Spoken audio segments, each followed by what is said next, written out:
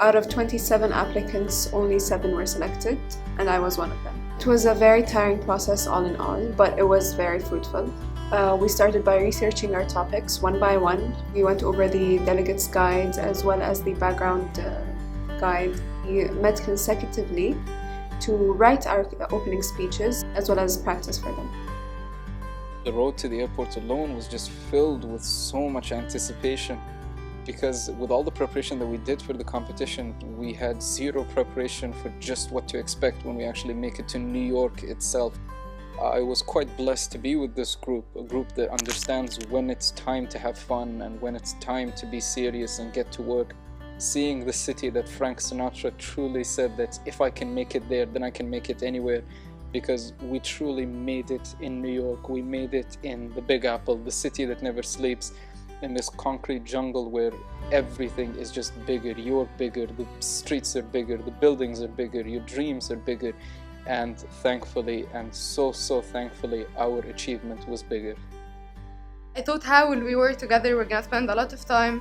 And then I thought about it, I'm like, we need to have some chemistry because we're gonna work a lot. After we met for the first meeting, I started to get to know them, and I found out that we have a very good communication together. We understand each other, we know what each one needs, we understand each one's weakness, we know how to support each other. It was a very exhausting first day because we wanted to do everything at once, and we had so little time because we had so much to prepare for the conference. But it was amazing spending time with them, and then I found out that I got to know each of them more, and they're all best friends now. Through months and months of training and workshops, we ended up developing a familial bond that I had never experienced working with a group before. We are a group of young, diligent, and driven individuals. Although we were a diverse group with different backgrounds and different goals in life, we went to the conference with one goal, one outcome: to set the standard really high for the future years. And we did.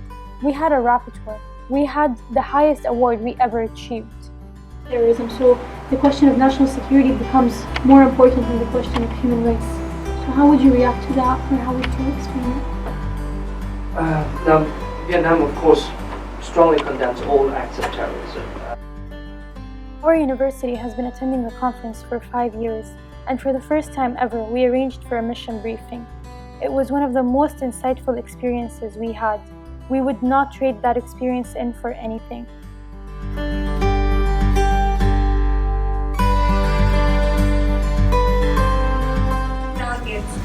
Education is important, funding is important. Resilience, recovery, and early warning systems are important. But equally important are the structures made out of steel and concrete and the transportation networks which make up our cities. Vietnam. President voted. Present. Bolivia. Present. Botswana. It was the night before we went to the United Nations headquarters. We were like 5 of us, and we were having dinner together. And then someone just opened their phone and started screaming. It was Omar. And all of us were shocked. We were like, what's wrong? And he said, we got the Outstanding Delegation Award. I just couldn't believe it. It was the best moment of my life. All of us started cheering, and it was the most exciting thing ever.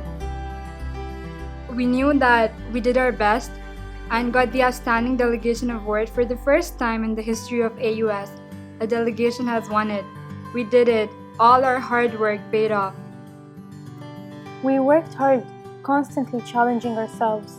We stayed on our feet, and we genuinely made the most out of the conference.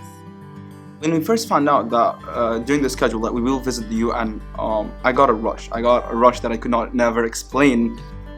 It specifies how we're going to act towards allowing all member states, whether developing or developed states, to have renewable energy throughout the rest of the years, how we are going to fund this, and it proposes a clear plan of the renewable energy path to be taken until 2030 to achieve the Sustainable Development Goals. Thank you. Thank you, Delegate. The moment that we just crossed the security to just enter the building of the UN, it was an exhilarating moment. It was a moment that we'll never forget. And finally, Vietnam, the American University of Sharjah. As a young politician that we always were during all of the MUN meetings, we always believed that we always wanted to end up there. But knowing that we will go up, we will reach there at one point was just a dream come true. We never really imagined that would ever happen.